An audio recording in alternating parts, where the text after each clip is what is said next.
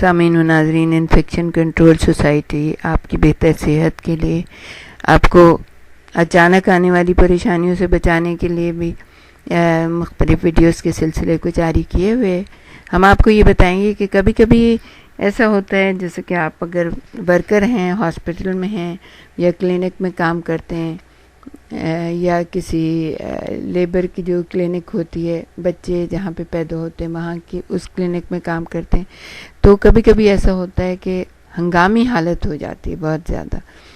تو ہنگامی حالت جب اچانک پیدا ہو جاتی ہے، جیسے اگر کوئی ماں ہے اس کو یا بچے کو تشنج کی کیفیت پیدا ہو جائے،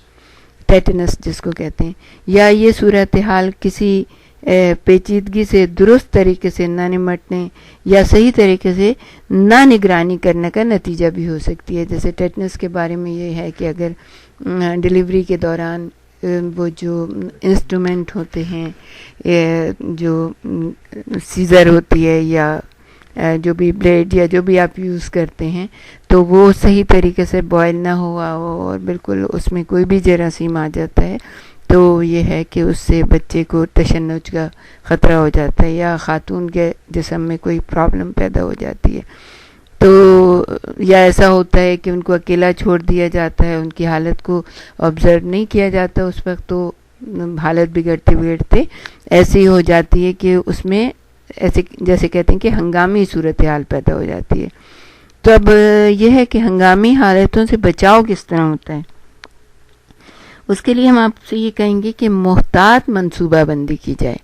کیونکہ اگر منصوبہ بندی صحیح ہوتی ہے تو پھر یہ ہوتا ہے کہ ایسی حالت جو ہے،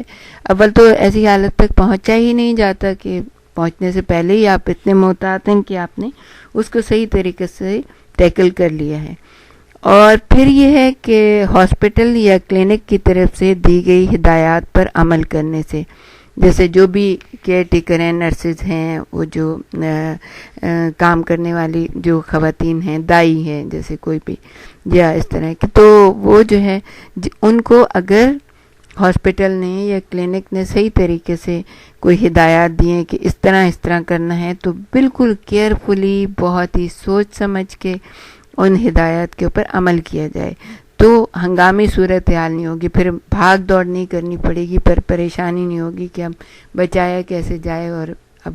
حالتیں خراب ہو رہی ہیں. تو ظاہر ہے اس حالت میں پریشانیاں زیادہ ہو جاتی ہیں، کام الٹے سیدھے ہو جاتے ہیں. اس وجہ سے ہدایات پہ عمل کرنا ہے اور جو ہے محتاط منصوبہ بندی کرنی. اور ایک تیسری چیز جو بہت ہی امپورٹنٹ ہے وہ یہ ہے کہ وہ جو خاتون ہیں، حاملہ خاتون، یا جو اگر بچہ جن کا ابھی فوری ڈیلیور ہوا ہے، تو ان کی حالت کی کڑی نگرانی وہ بہت ضروری ہے. اکثر ہمارے جیسے ملکوں میں یہ ہوتا ہے کہ ہاسپٹل میں، بڑے بڑے ہاسپٹل میں بھی یہ ہوتا ہے کہ اب جیسے کسی کا ہو گیا بیبی، تو اب اس کو اکیلا چھوڑ کے چلے گئے، بیبی کو اس میں ڈال دیا کارٹ میں صاف ستھرا کر کے، اور ماں کو پوچھ لیا اس سے کہ بھئی کچھ چیز کی ضرورت تو نہیں ہے، یا کوئی جوس دودھ اس کو دے دیا، اس کے بعد اس کو سب چھوڑ کے چلے گئے. اچانک سے بلیڈنگ شروع ہو گئی، یا اچانک سے ہارٹ بیٹ کا مسئلہ کوئی ہو گیا، یا اچانک سے کوئی جیسے کوئی جانور وغیرہ بلیاں پھرتی رہتی ہیں اور خاتون نے اترنے کی کوشش کی اور کچھ اور مسئلہ ہو گیا، تو اس میں جو ہے ہنگامی صورتحال ہو سکتی ہے کہ بعض دفعہ بہت زیادہ بلیڈنگ ہو جائے اور کسی کو پتہ ہی نہ چلے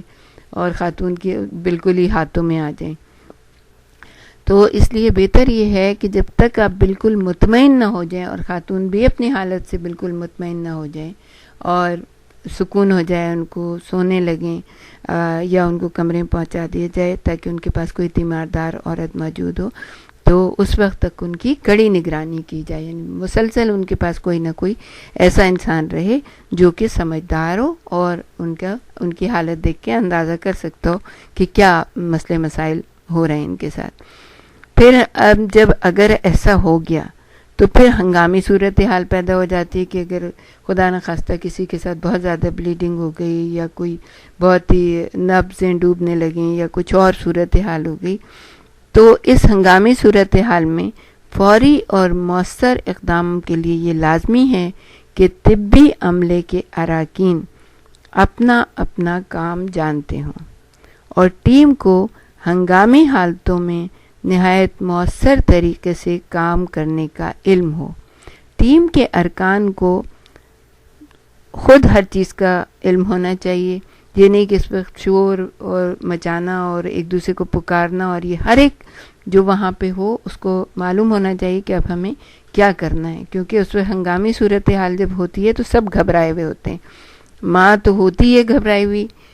تیماردار بھی گھبرائے ہوئے ہوتے ہیں، لیکن وہ ڈاکٹر اور ان کی پوری ٹیم یا نرسز وہ وغیرہ سبھی جو ہے نا گھبرائے ہوئے ہوتے ہیں۔ تو اس لیے ان میں سے ہر ایک کو یہ معلوم ہونا چاہیے کہ اب ہمیں کیا کرنا ہے،